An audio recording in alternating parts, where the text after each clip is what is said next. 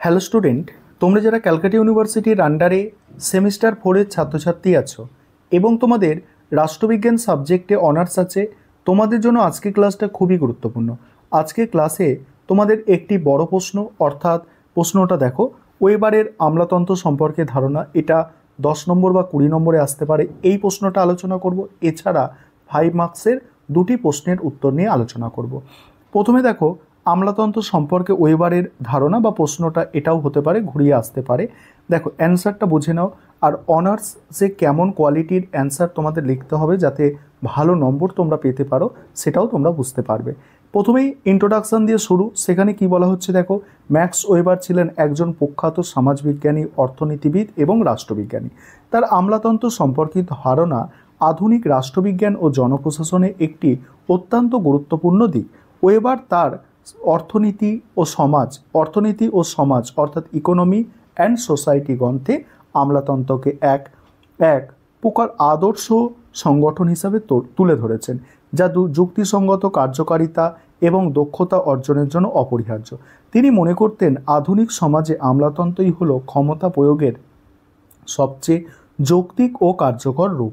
তারপরে কি বলা হচ্ছে দেখো, ওয়েবারের আমলাতন্ত্রের বৈশিষ্ট্য। ওয়েবারের আমলাতন্ত্রের বৈশিষ্ট্যের মধ্যে প্রথম বৈশিষ্ট্য হচ্ছে সুনির্দিষ্ট নিয়মকানুন অর্থাৎ রুল অ্যান্ড রেগুলেশন। আমলাতান্ত্রিক সংগঠনের প্রতিটি কাজ সুনির্দিষ্ট নিয়মকানুন দ্বারা পরিচালিত। এই নিয়মাবলী সর্বজনীন এবং ব্যক্তিগত ইচ্ছার ঊর্ধ্বে। এই প্রসঙ্গে মোহিত ভট্টাচার্য তার public administration structure, process and behaviour গ্রন্থে আমলাতান্ত্রিক কার্যাবলীর নিয়মভিত্তিক প্রকৃতির ওপর জোর দিয়েছেন। সেকেন্ড পয়েন্ট হচ্ছে কার্যাবলীর সুনির্দিষ্ট বিভাজন। আমলাতান্ত্রিক ব্যবস্থায় প্রতিটি পদের জন্য সুনির্দিষ্ট কার্যাবলী নির্ধারিত থাকে। প্রতিটি কর্মচারী কেবলমাত্র তার জন্য নির্ধারিত কাজ সম্পাদন করেন, যা বিশেষীকরণ ও দক্ষতা বৃদ্ধিতে সহায়তা করে। 3 নম্বর হচ্ছে পদসোপান অর্থাৎ হায়ারকি অফ অথরিটি। আমলাতন্ত্র একটি কঠোর পদসোপান কাঠামো অনুসরণ করে, যেখানে প্রতিটি নিম্নপদ উচ্চপদের অধীনে থাকে এবং তাদের প্রতি দায়বদ্ধ থাকে। কর্তৃত্বের এই ক্রমবিন্যাস স্পষ্ট করে দেয় কে কার কাছে জবাবদিহি করবে। বি চক্রবর্তী এবং মোহিত ভট্টাচার্যের সম্পাদিত পাবলিক অ্যাডমিনিস্ট্রেশন এর রিডার গ্রন্থে ক্ষমতা ও কর্তৃত্বের এই স্তরবিন্যাস বিশদভাবে আলোচিত হয়েছে। তারপরে দেখো, নৈবিত্তিকতা। এখানে কি বলা হচ্ছে, আমলাতান্ত্রিক কাঠামোতে ব্যক্তিগত সম্পর্ক বা আবেগ দ্বারা প্রভাবিত না হয়ে নৈবিত্তিকভাবে নিয়ম অনুযায়ী কাজ করা হয়। কর্মচারী ও নাগরিকদের মধ্যে সম্পর্ক ব্যক্তিগত নয়, বরং নিয়ম ও পদ্ধতির ওপর ভিত্তি করে গড়ে ওঠে। এই বৈশিষ্ট্যটি আমলাতন্ত্রের কার্যকারিতা ও নিরপেক্ষতা নিশ্চিত করে। তারপরের পয়েন্ট হচ্ছে দেখো, কারিগরি দক্ষতা। আমলারা তাদের নিজ নিজ ক্ষেত্রে কারিগরিভাবে দক্ষ এবং সাধারণত বিশেষায়িত প্রশিক্ষণ বা শিক্ষার দ্বারা নির্বাচিত হন। পদোন্নতি ও মেধা এবং দক্ষতার ওপর ভিত্তি করে হয়। তারপর হচ্ছে লিখিত দলিল, ঠিক আছে, অর্থাৎ রিটেন ডকুমেন্ট। এখানে কি বলা হচ্ছে, আমলাতন্ত্রে সকল প্রশাসনিক কাজ ও সিদ্ধান্ত লিখিত দলিলের মাধ্যমে সংরক্ষণ করা হয়। এটি কার্যকারিতা, ধারাবাহিকতা এবং জবাবদিহিতা নিশ্চিত করে। তারপরে কি বলা হচ্ছে দেখো, বেতনভুক্ত কর্মচারী। আমলারা নির্দিষ্ট বেতন পান এবং তাদের কাজ পেশাদারি প্রকৃতির হয়। তারা পদাধিকারী হিসাবে ব্যক্তিগতভাবে অফিসের মালিক নন। তারপরে পরের যে অংশটুকু আছে, ওয়েবারের দৃষ্টিভঙ্গি যান্ত্রিক কিনা আলোচনা। এই পার্টটা দেখো, ওয়েবারের দৃষ্টিভঙ্গি যান্ত্রিক কিনা। দেখো, ওয়েবার আমলাতন্ত্রকে একটি আদর্শ ধরন অর্থাৎ আইডিয়াল টাইপ হিসাবে বর্ণনা করেছেন, যা একটি তাত্ত্বিক মডেল এবং বাস্তবতার সম্পূর্ণ প্রতিফলন নয়। তাই এই ধারণার কার্যকারিতা, যৌক্তিকতা এবং নিয়ম নির্ভরতার ওপরে এতটাই জোর দেয় যে অনেক সমালোচক তার দৃষ্টিভঙ্গিকে যান্ত্রিক বলে আখ্যায়িত করেছেন। এবার যান্ত্রিকতার যুক্তি। ওয়েবারের আমলাতান্ত্রিক মডেল মানবিক উপাদান, ব্যক্তিগত সম্পর্ক, সৃজনশীলতা এবং নমনীয়তার পরিবর্তে কঠোর নিয়ম, পদ্ধতি এবং কাঠামোগত কার্যাবলীর ওপর অধিক গুরুত্ব দেয়। কর্মীরা যন্ত্রের মতো পূর্ব নির্ধারিত নিয়মাবলী অনুসরণ করে চলে, যেখানে তাদের ব্যক্তিগত মতামত বা উদ্যোগের সুযোগ কম। এই মানবিক পরিবর্তে বলছে এটি মানবিক পরিবর্তে যান্ত্রিক শৃঙ্খলা ও কার্যকারিতাকে প্রাধান্য দেয়। জিএইচ ফ্রেডরিকসন তার নিউ পাবলিক অ্যাডমিনিস্ট্রেশন গ্রন্থে আমলাতন্ত্রের মানবিক দিকগুলির অনুপস্থিতি নিয়ে আলোচনা করেছেন, যা ওয়েবারের যান্ত্রিক দৃষ্টিভঙ্গির সমালোচনা হিসাবে দেখা যেতে পারে।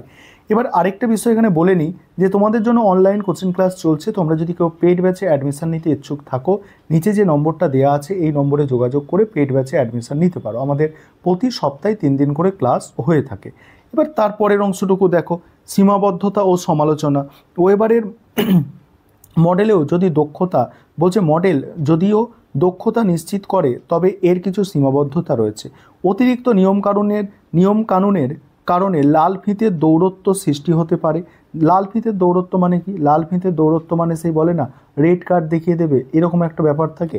অর্থাৎ এখানে কি কোনো ফাঁক ফোকর নেই, অর্থাৎ মানবিকতার কোনো দিক নেই, সবটাই সিস্টেম ওয়াইজ, ঠিক আছে। সিদ্ধান্ত তারপর দেখো নৈবেক্তিকতা কখনো কখনো মানবিক সংবেদনশীলতার অভাব ঘটায় এবং কর্মীদের মধ্যে একঘেয়েমি অনিয়ার সৃষ্টি করতে পারে। সমালোচকরা বলেন এই মডেল পরিবর্তনশীল পরিস্থিতিতে দ্রুত অভিযোজন করতে অক্ষম এবং উদ্ভাবনের পথে বাধার সৃষ্টি করতে পারে। এম ভট্টাচার্য তার public administration issue and perspective গ্রন্থে আধুনিক জনপ্রশাসনের চ্যালেঞ্জ এবং শুধুমাত্র যান্ত্রিক মডেলের সীমাবদ্ধতা নিয়ে আলোকপাত করেছেন। এবার অযান্ত্রিকতার যুক্তি, অর্থাৎ যারা বলছে যান্ত্রিক নয় তাদের যুক্তি কি? যদি ওয়েবারের মডেলকে যান্ত্রিক মনে হতে পারে, তবে তার উদ্দেশ্য ছিল একটি কার্যকর নিরপেক্ষ প্রশাসনিক ব্যবস্থা তৈরি করা, যা স্বেচ্ছাচারিতা রোধ করবে এবং জনগণের জন্য ন্যায় বিচার নিশ্চিত করবে। তিনি আমলাতন্ত্রকে ক্ষমতার যৌক্তিক প্রয়োগের একটি উপায় হিসাবে দেখেছেন, যেখানে ব্যক্তিগত প্রভাবের পরিবর্তে আইন ও নিয়মের প্রাধান্য থাকে। এটি আধুনিক গণতান্ত্রিক রাষ্ট্র ব্যবস্থায় সুশাসন প্রতিষ্ঠার জন্য অপরিহার্য বলে তিনি মনে করতেন। এবার উপসংহারে কি বলা হচ্ছে দেখো, ম্যাক্স ওয়েবারের আমলাতন্ত্রের ধারণা আধুনিক রাষ্ট্র এবং প্রশাসনিক ব্যবস্থার ভিত্তি স্থাপন করেছে। তার বর্ণিত বৈশিষ্ট্যগুলি প্রশাসনিক কার্যকারিতা এবং সুশাসনের জন্য অপরিহার্য বলে বিবেচিত হয়েছে। যদিও তার দৃষ্টিভঙ্গি কার্যকারিতা ও নিয়মানুবর্তিতাকে প্রাধান্য দেওয়ায় অনেকে এটিকে যান্ত্রিক বলে সমালোচনা করেন। তবু এটি ভুলে গেলে চলবে না যে ওয়েবার একটি আদর্শ মডেল তৈরি করেছিলেন, যা বাস্তবতার জটিলতাকে সরলীকৃত করেছে। তার উদ্দেশ্য ছিল এমন একটি প্রশাসনিক ব্যবস্থা প্রতিষ্ঠা করা যা স্বচ্ছ, নিরপেক্ষ এবং যুক্তিসঙ্গত হবে। আধুনিক জনপ্রশাসনে ওয়েবারের আমলাতান্ত্রিক মডেলের সীমাবদ্ধতাগুলি চিহ্নিত হলেও এর মৌলিক নীতিগুলি আজও প্রশাসনিক চিন্তাভাবনা ও অনুশীলনে অত্যন্ত প্রাসঙ্গিক। তারপরে 5 মার্কসের প্রশ্ন, এখানে দুটো এবারে 5 মার্কসের প্রশ্ন আছে। প্রথম প্রশ্ন হচ্ছে জনপ্রশাসনের প্রকৃতি ও পরিধি সংক্ষেপে আলোচনা করো। এটা দেখো, জনপ্রশাসন আধুনিক রাষ্ট্রের একটি অপরিহার্য অংশ, যা সরকারের নীতি ও কর্মসূচির কার্যকর বাস্তবায়নের সাথে ওতপ্রোতভাবে জড়িত। এর প্রকৃতি দুটি প্রধান দৃষ্টিকোণ থেকে বিশ্লেষণ করা যায়। এটি একদিকে যেমন একটি বিজ্ঞান, তেমনি অন্যদিকে একটি শিল্পও বটে। জনপ্রশাসনকে বিজ্ঞান বলার কারণ একটি সুনির্দিষ্ট নীতি, পদ্ধতি এবং কাঠামো অনুসরণ করে কার্যকারিতা ও যৌক্তিকতা নিশ্চিত করার চেষ্টা করে।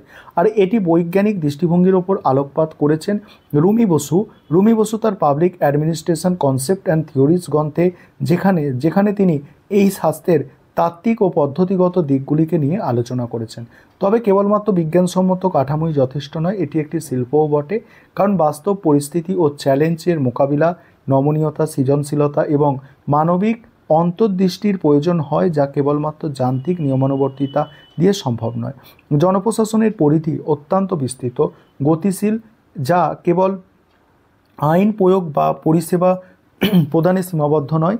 এর পরিধি নীতি প্রণয়ন থেকে শুরু করে বাজেট ব্যবস্থাপনা, মানব সম্পদ উন্নয়ন এবং সর্বোপরি সুশাসন প্রতিষ্ঠার মতো মৌলিক কার্যাবলী পর্যন্ত বিস্তৃত। উড্ড অঞ্চল তার স্টাডি অফ অ্যাডমিনিস্ট্রেশন প্রবন্ধটি থেকে এই শাস্ত্রের গোড়াপত্তন হিসাবে বিবেচনা করা হয়। এর বাকি অংশটুকু তোমরা দেখে নাও। এবং আরও একটা প্রশ্ন ছিল জনপ্রশাসনের কর্মধারা এবং কর্মীবৃন্দ, এই প্রশ্নটাও মোস্ট ইম্পর্ট্যান্ট। দেখো এটা এখান থেকে অ্যান্সারটা করা আছে, জনপ্রশাসনের জনপ্রশাসনের কর্মধারা ও কর্মীবৃন্দ। দেখো অ্যান্সারটা তোমরা দেখে নাও, আমি স্ক্রল করে যাচ্ছি, সম্পূর্ণ অ্যান্সারটা তোমরা দেখে নাও। এই ছিল তোমাদের একটি আজকে বড় প্রশ্ন, অর্থাৎ 10 বা 20 নম্বরের প্রশ্ন এবং দুটো 5 মার্কসের প্রশ্নের উত্তর।